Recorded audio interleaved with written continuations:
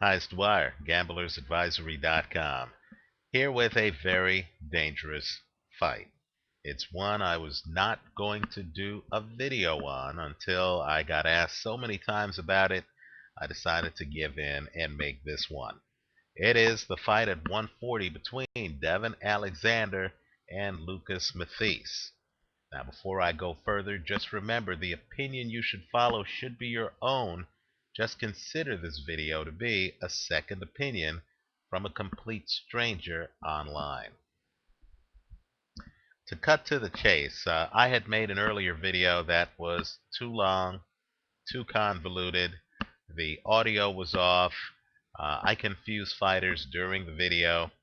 To cut to the chase and to be as blunt as possible, I think at current odds, this fight is unbettable. I believe that the fight is further unbettable from the standpoint of an over-under. The reason why I view the fight as unbettable is because, in my opinion, either boxer in this fight could get a knockout at any time. In other words, literally, in the first round or the 12th round, I believe both of these guys have one punch knockout power. And, their opponent doesn't even have to be hurt for them to deposit that fighter on the canvas. I believe a knockout in this fight is a distinct possibility.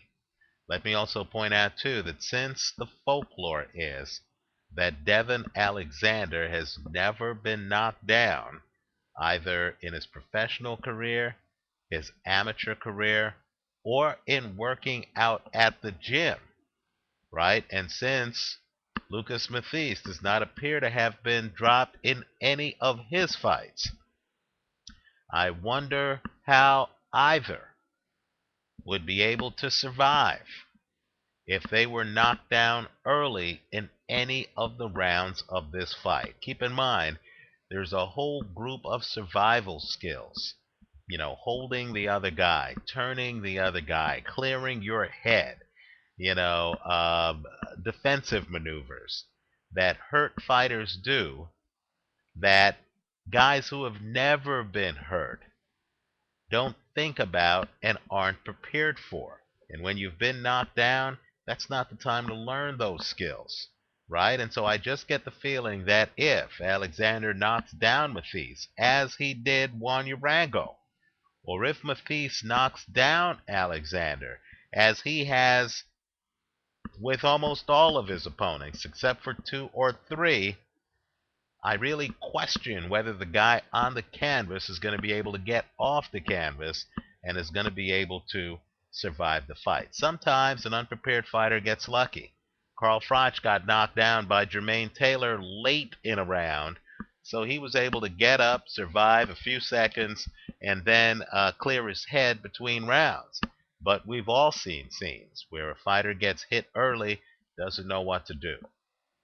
Now, I know a lot of gamblers are looking at Devon Alexander's fights against Juan Urango, where, at the time of the stoppage, it looked like Alexander was fading. Let's just keep it as real as we can here online. It looked like Alexander was fading, and one of the judges, at the time of the stoppage, actually had Juan Urango ahead in that fight. I know they're also looking at Alexander's fight against Andre Kotelnik, where Alexander started fast, then looked like he was fading, looked like he was getting walked down in that fight, threw an inordinate number of jabs, very few of which landed, and seemed to be panicked against a fighter that, quite frankly, didn't look that good against Amir Khan, didn't look to have the kind of hand speed that would give Alexander a very tough contest, right? And who, quite frankly, isn't really known for his power, right? In fact, Andre Kotelnik, who I do think is a very talented fighter, I believe may have even gotten a gift decision. against non-boxer, slugger puncher Marcos Maidana.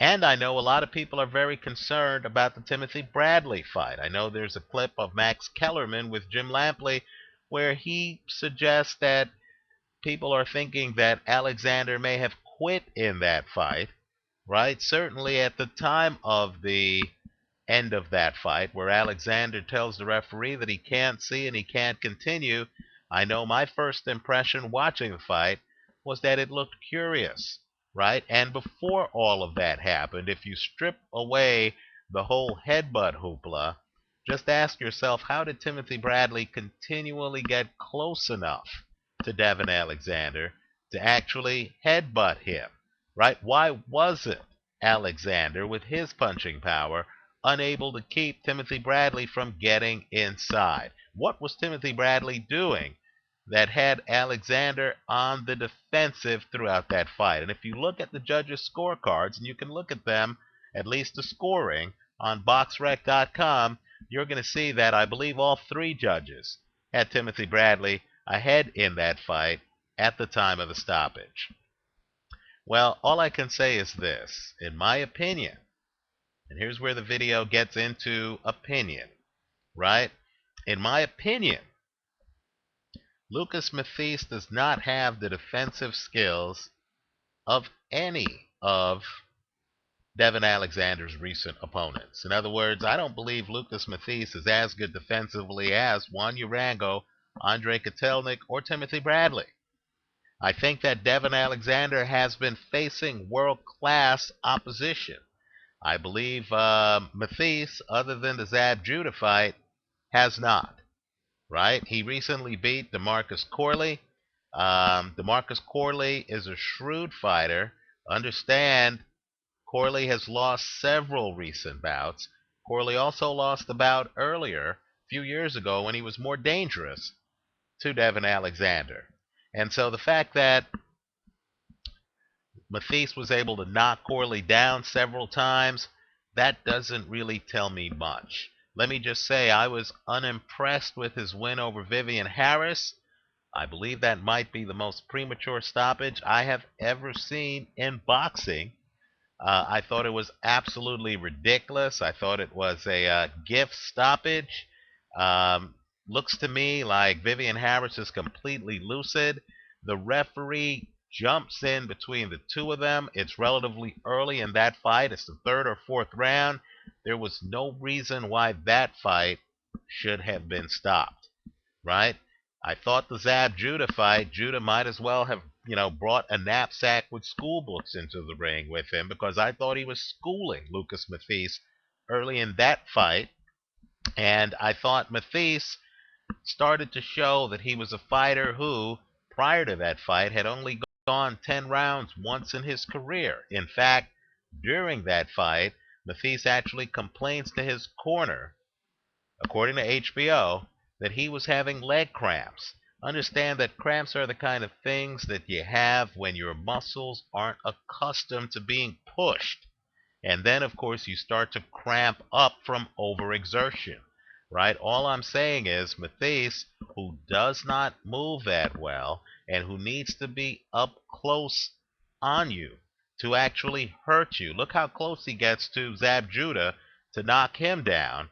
Quite frankly, Matthysse, in my opinion, is going to have a problem with Devon Alexander's movement. So, if I had to make one bet in this fight, just one, and this is a close fight, I would take Devon Alexander to win this fight. I think Devon Alexander is just a more gifted boxer.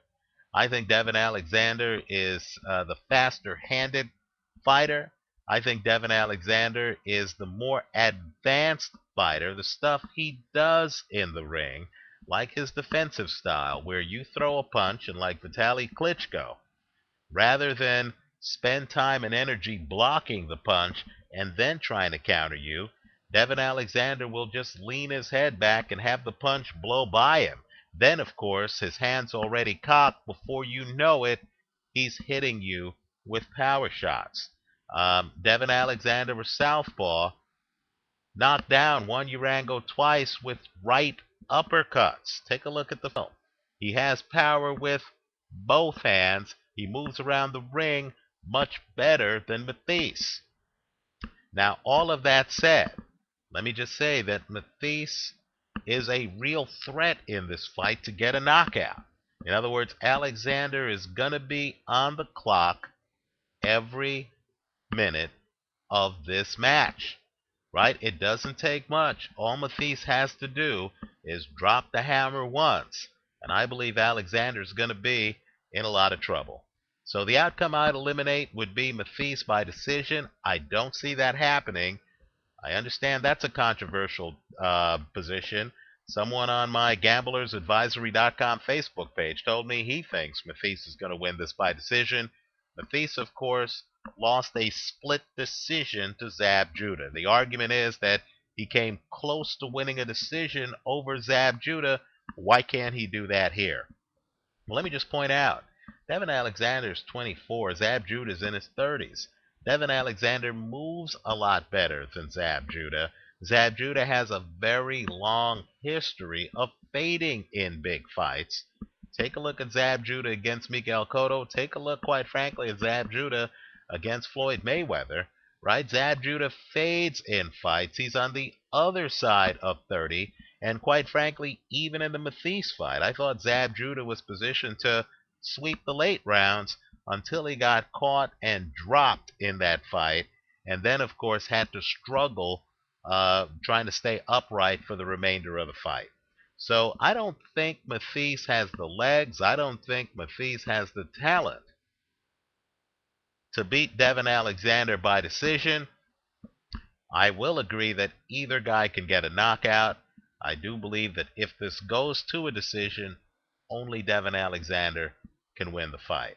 What you have is a situation where this fight could end at any moment, but I believe this is a little bit different than Hey Klitschko, because I don't see that fight going the distance. I could see this one going the distance because Devon Alexander does have such a decided, and I mean decided, foot speed advantage, and such an excellent jab that can keep Matthysse, who isn't evasive, far enough away from him where Matthysse is a non-factor. I could see Devon Alexander boxing his socks off to win a decision in this one. So to sum up, I don't think the fight is bettable.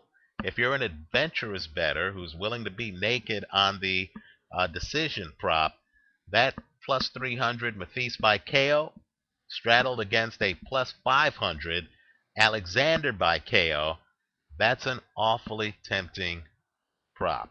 Awfully tempting straddle, in my opinion. Right? I think a knockout in this fight is a distinct possibility. Just understand that I also Alexander by decision is a possibility as well.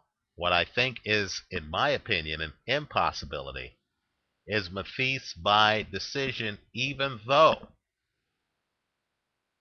he lost by split decision to Zab Judah.